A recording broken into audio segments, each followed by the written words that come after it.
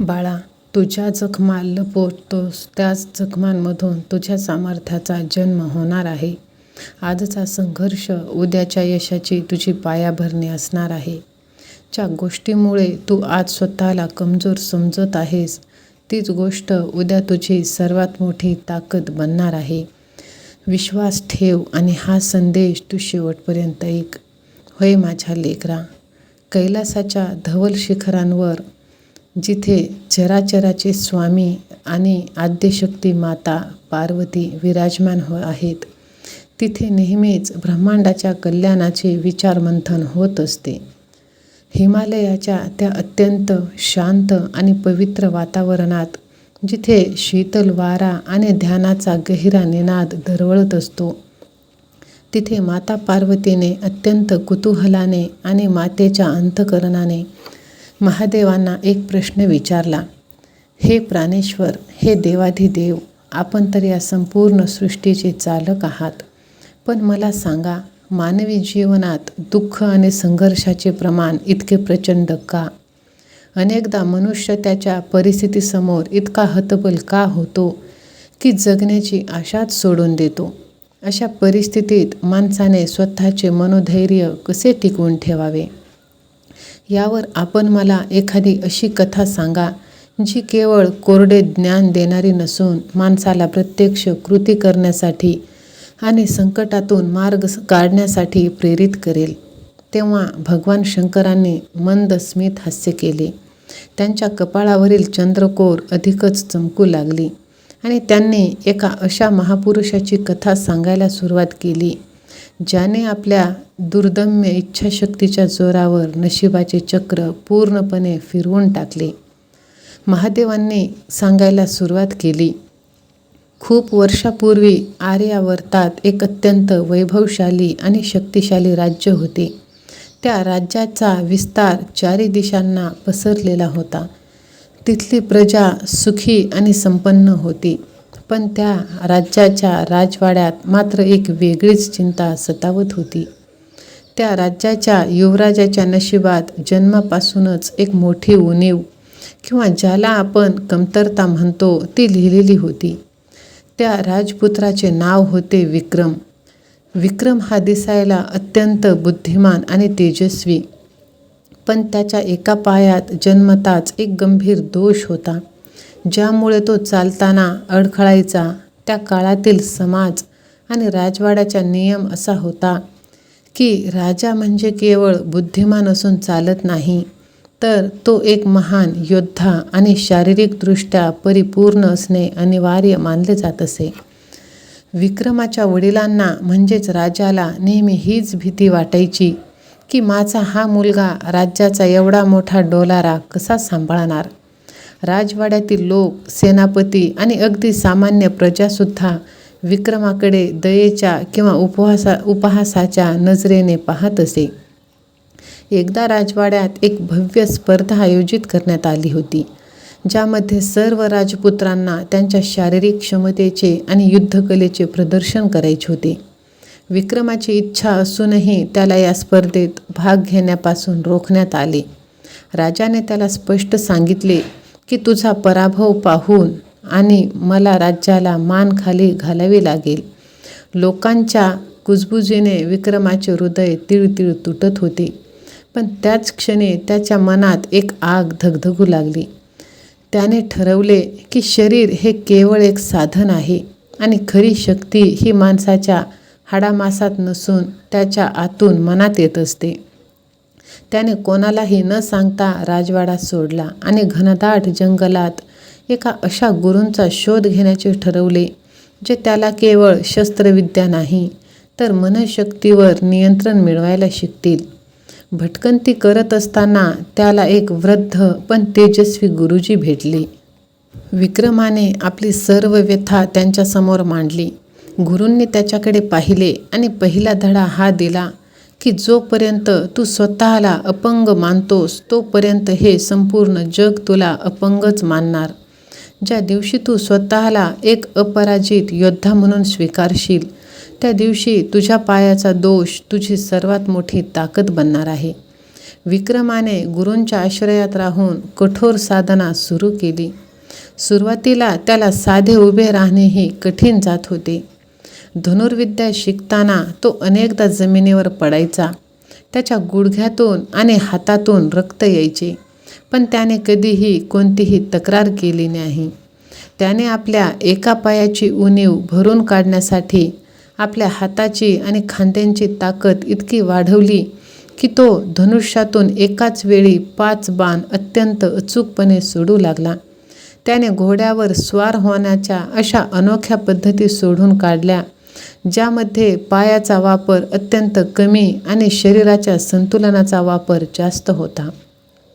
कित्येक वर्ष तो राजवाड्यापासून दूर राहून ऊन, पाऊस, वारा यांची पर्वा न करता स्वतःला घडवत राहिला. त्याचे संपूर्ण शरीर लोखंडासारखे कणखर झाले होते आणि मन हिऱ्यासारखे अभेद्य. दरम्यान राज्याच्या सीमेवर धोक्याचे ढग जमा झाले होते. एका अत्यंत क्रूर आणि अकराळ विक्राळ शत्रूने राज्यावर आक्रमण केले.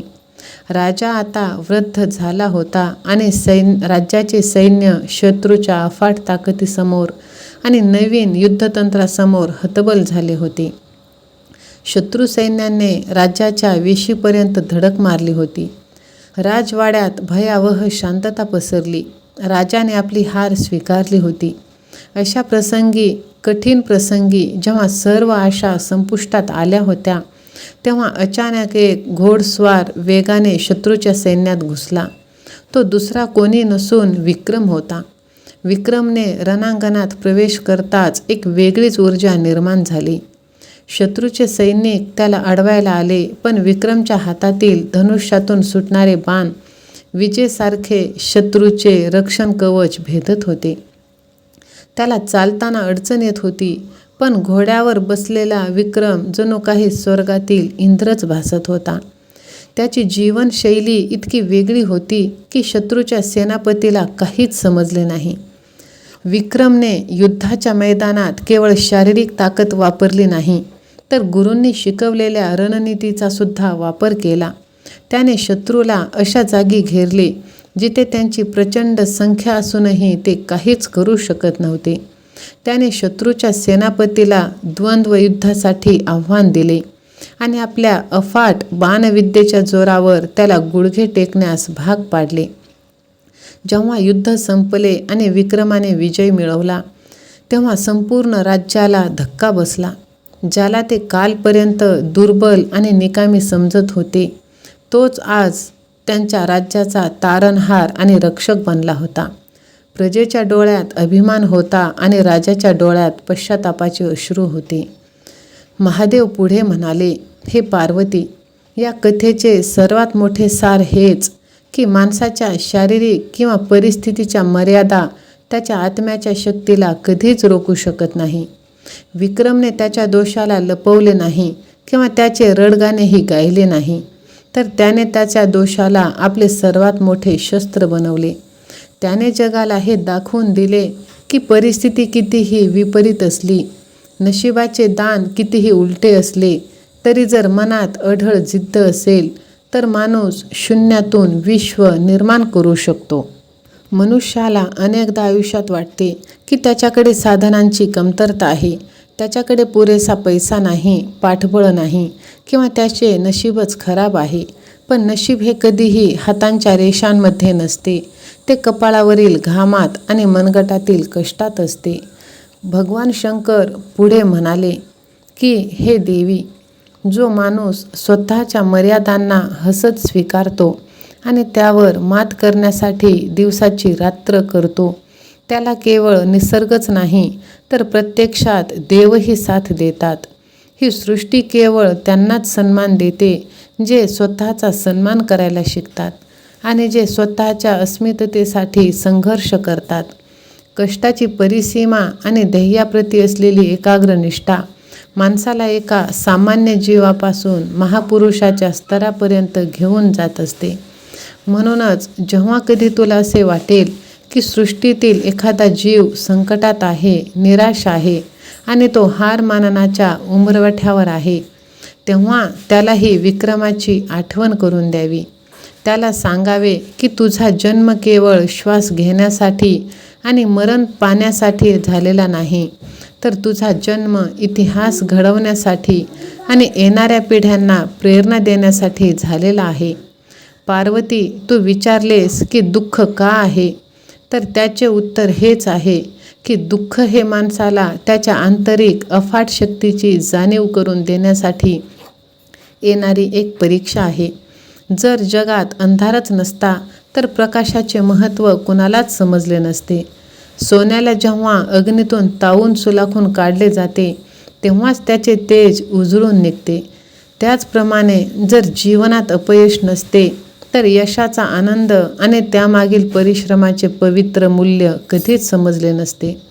प्रत्येक मनुष्यामध्ये एक शिव दडलेला असतो, जो शांत आहे पण प्रसंगी प्रलयकारी शक्ती बाळगतो. आणि एक शक्ती दडलेली असते जी कृती करायला भाग पाडते. गरज असते ती फक्त स्वतःला अंतर्मुख होऊन ओळखण्याची.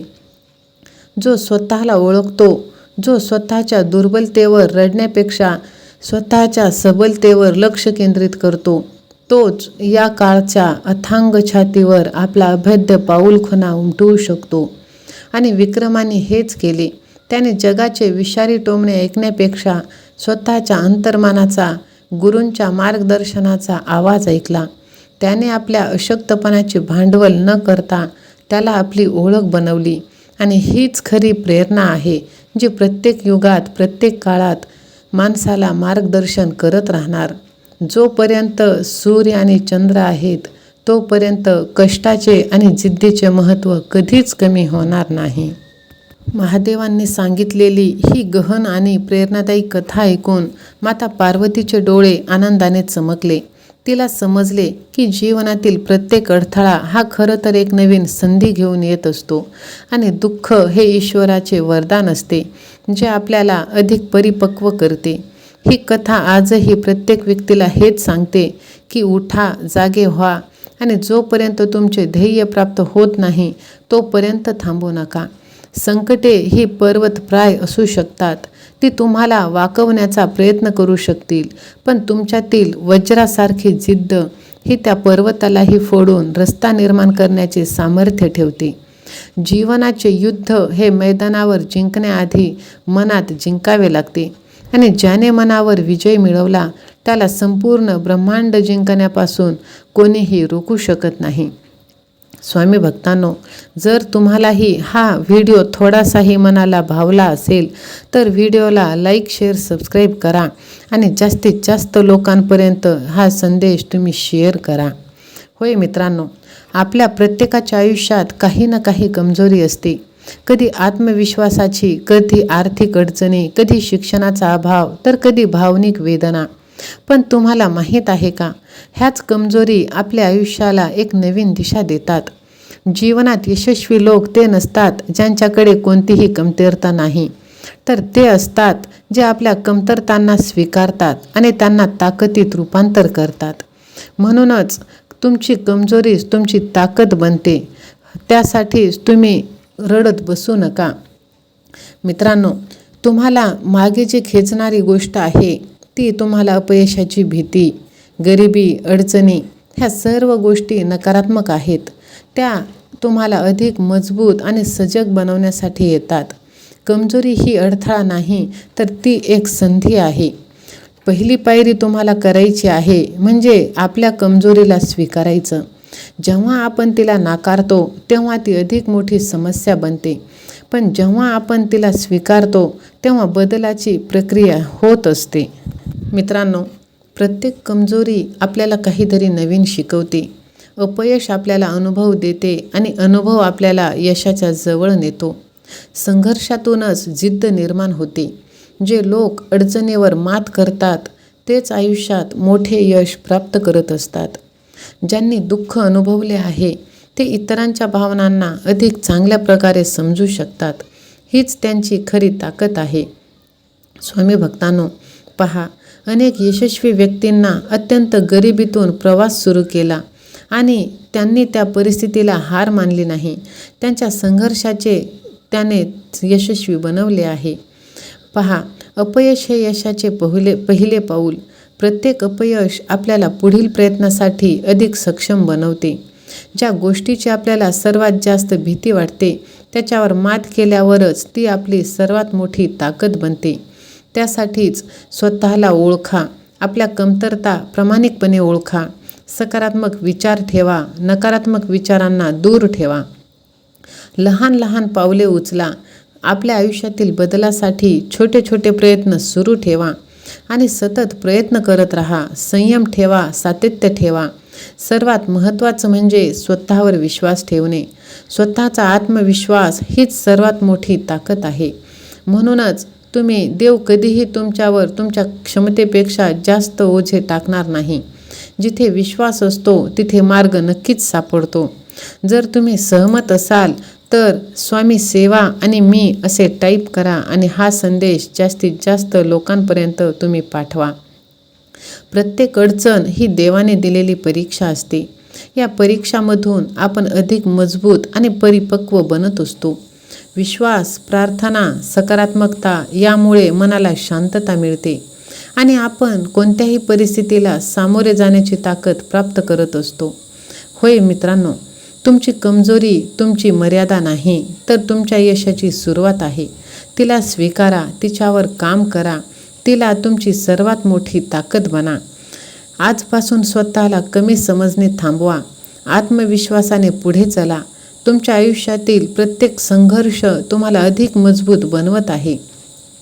जर तुम्हाला हा संदेश प्रेरणादायी वाटत असेल तर व्हिडिओला लाईक, शेअर, सबस्क्राईब करा आणि अशाच सकारात्मक संदेशासाठी आपल्या ह्या भक्तिमय चॅनलला सबस्क्राईब करायला विसरू नका.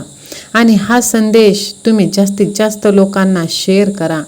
तुमची कमजोरीच तुमच्या यशाची सर्वात मोठी ताकद बनणार आहे.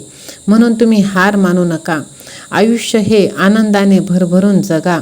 आयुष्यातील सर्व दुःखे आता दूर जाणार आहेत आणि तुमच्या आयुष्यातून तुमचे शत्रूसुद्धा नतमस्तक होणार आहेत. अपयशाची भीती सोडून द्या. शत्रूंना तुम्ही घाबरू नका. भगवंतावरती विश्वास ठेवा, कारण भगवंत तुमच्या शत्रूंचा नाश करणार आहे. तुमच्या आयुष्यातील दुःख, दारिद्र्य, गरिबी कायम आता दूर होऊन ऐश्वर्य आणि भरपूर काही आनंद आता तुमच्या आयुष्यात येणार आहे. विश्वास ठेवा. विश्वास जिथे आहे तिथे अशक्य असे काहीच नाही. अशक्य ही शक्य करतील स्वामी. जर सहमत असाल तर माझा देव, माझे स्वामी, स्वामी आई मी तुझंच बाळ आहे असे टाईप करा आणि हा संदेश तुम्ही जास्तीत जास्त लोकांना शेअर करा. कारण तुमच्या एका शेअरने कोणाचं तरी हारलेलं मन हे जागृत होत असतं आणि तुम्ही नकळतच पुण्याचे भागीदार बनत असता. स्वामी माऊली तुमच्या सर्व चांगल्या इच्छा पूर्ण करोत हीच स्वामींचरणी मनापासून प्रार्थना. दिगंबरा दिगंबरा श्रीपाद वल्लभ दिगंबरा. श्री स्वामी समर्थ. जय जय स्वामी समर्थ. धन्यवाद.